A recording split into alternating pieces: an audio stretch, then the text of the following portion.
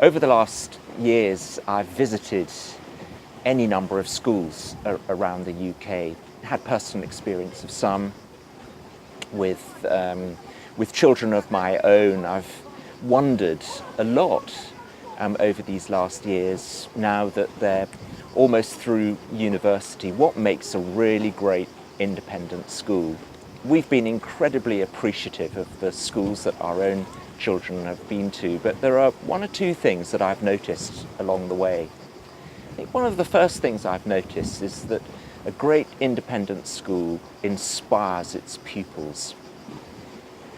Some of our children were inspired, some definitely not really inspired in their particular discipline.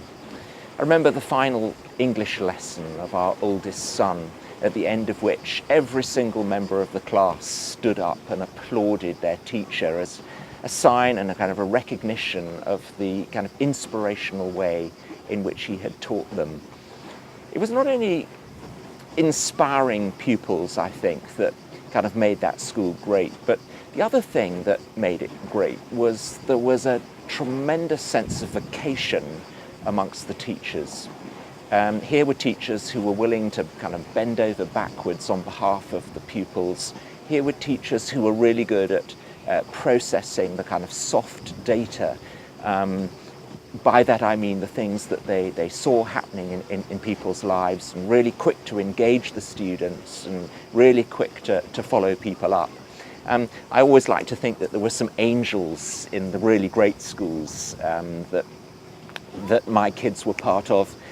Angels in the sense that they flitted around the school, they were very aware of what was happening, and they were very quick to attend to those students who were struggling in kind of any shape or form. Very, very quick to be with them, alongside them. And again, I think, going back to the first thing I mentioned, very, very quick to kind of inspire them.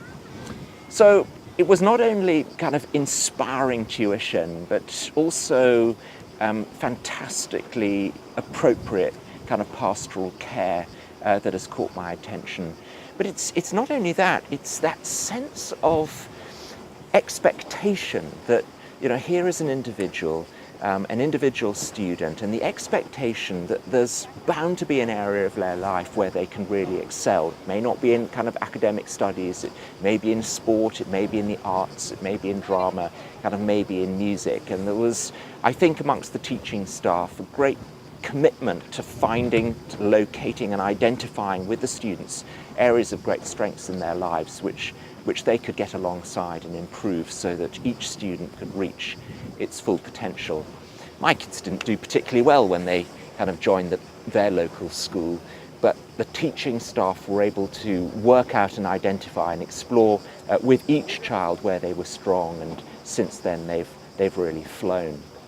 Finally, I think the great independent schools that I've seen not only have great kind of teaching staff who inspire pupils and great pastoral care, but I think, and great expectations for their students. But the last thing I put my finger on is that great independent schools too are very, very balanced.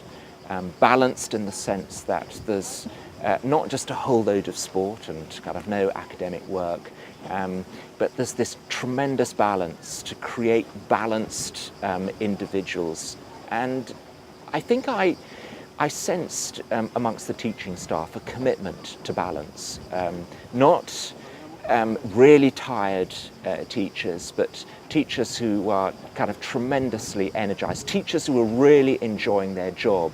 And I think that if teachers are really enjoying their job, if they're doing the things that they really love and they're playing to their strengths, then we have a great reservoir in the school that is a constant